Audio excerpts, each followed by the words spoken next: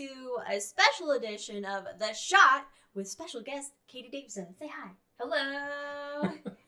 And here's to life around binary star systems. Ooh, that's fancy. I almost didn't do it. I always forget to tap for those of you out there listening. Anyway, That's good. it is good. I went down smooth. All right. Binary star systems. Binaries. What are they? Where are they? How are they? Why are they?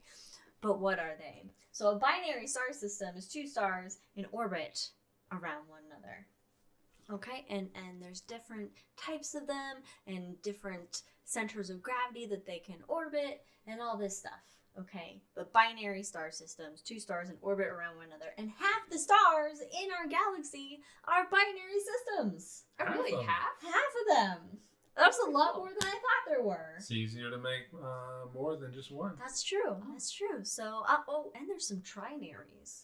Oh, There's a few trinaries out and then you there. have quadruples. There's lots of stars getting together. Quanaries? Quanaries? I made that up. Okay.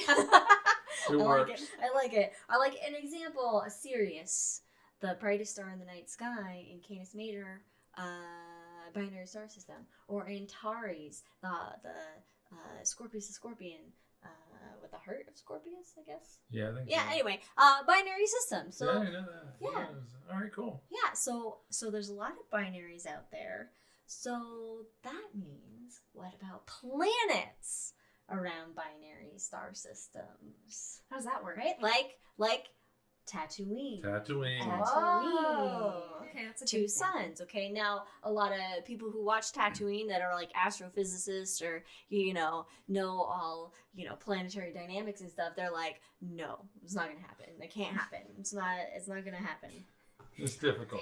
It's difficult. Okay, but there are sun-like stars out there, and maybe there could be some right positioning of things for there to be a Tatooine out there. In fact, it is estimated, and I got this from Wiki, so take it with a grain of salt, but it's estimated, studies have shown that 50 to 60% of binary systems are capable of supporting habitable terrestrial planets within stable orbital ranges. Oh, interesting. So the possibility. I know one. Kepler 453. Hey, that one. Yep. That's Cool. actually like a little Really? Star Wars planet. Yeah. A little Star Wars planet. Okay. Oh, neat. Okay. So now there's a lot of bad news that goes along with this. Oh, Okay, yeah. because it's actually binary systems are a little chaotic. There's a lot of gravity being thrown around, a lot of Moving mass, around. a lot of things are moving around, a lot of high temperatures and dynamic situations. Okay, so like for example, young binary stars periodically attract more infalling material from their disks than single Makes stars. sense. Okay, so a lot of stuff battering on other things. Uh-huh. All right. And you can have then frequent energy outbursts from the stars that heat up the gas in the surrounding places. So it's hard to get. Especially the smaller stars. It's hard to get things like water sticking around in these situations. And it is hypothesized, and it's most likely that our planet was seeded from the water and comets and these complex organic Impacts. from impacts there. But if it's too hot, you can't have water, right? Makes sense. Now there's some good news. Good news. There's some good news. All right, low mass binary stars could make the best host for alien life because their combined energy extends the habitable region farther out from that would exist in a single star. So you have more room in a low mass binary star system to have possible habitable, or to have planets form within that habitable zone. Interesting.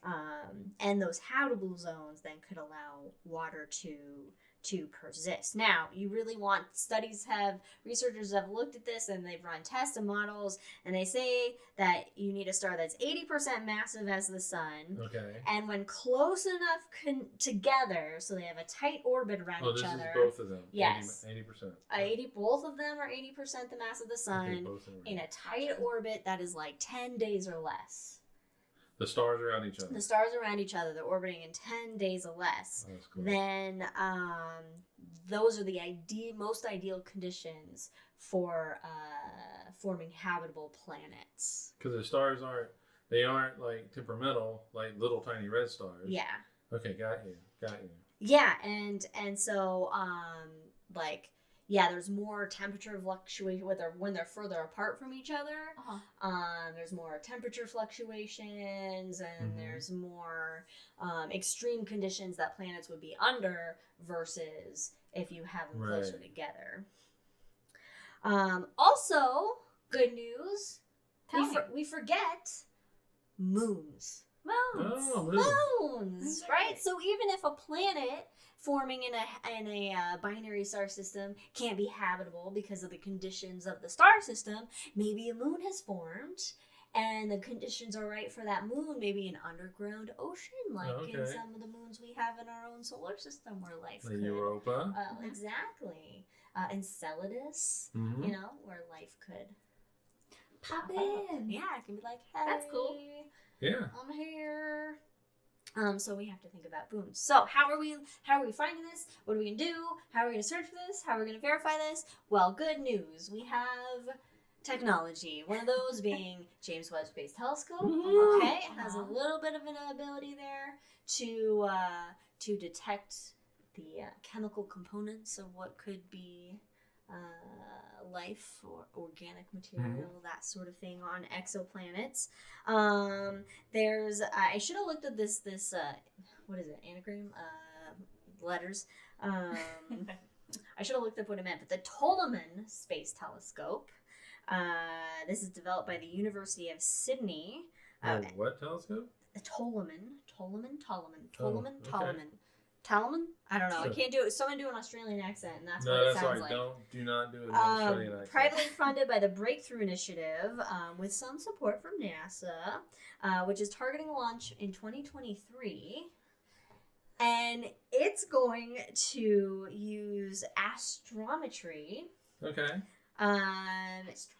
Astrometry, which is what's astrometry? Astrometry is like measuring where stars are and their changing of position. It's like precise measurements of and distances and motions of stars, and so they're going to use that to try and find any Earth-sized worlds around our nearest binary star system. Oh, nice, because you'll be able to see Alpha the wobble. Centauri. You see the wobble, the movement of the stars. That's cool. And they need really fine measurements to look at Alpha Centauri and to see if there's any habitable planets around our near star system. Because it's so near to us, it's hard for us to resolve that.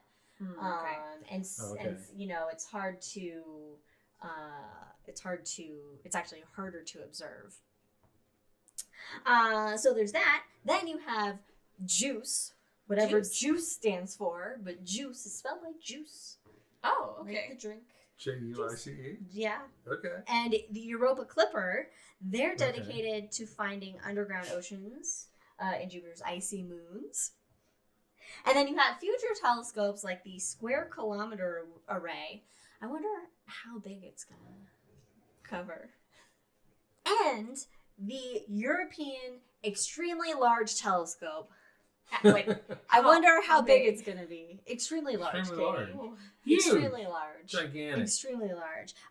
They will be able to detect more and larger organic molecules and spot life-conducive chemicals in atmospheres of 2-star planets. Oh, nice. Wow.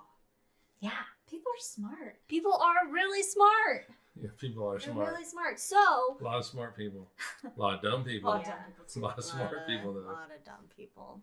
Anyway, so we really think about life in the context of like our own solar system, and it's like one star that's average and all right, and the planets. We don't think that there's a whole that half the galaxy. I didn't even realize it was binary star systems, and so there could also be life there, and how wild and crazy and interesting that would be with those conditions of a star system that we don't what it would be like to be in.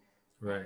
So, Cool. something to think about, something we'll learn. We'll see what's out there in the universe. But for now, that's been The Shot with Cosmos with special guest Katie Davison. You gotta vocally say something for the podcast. Hi. Follow Bye. us. Follow us on all the things. We'll see you next time. Bye. Cheers. Bye.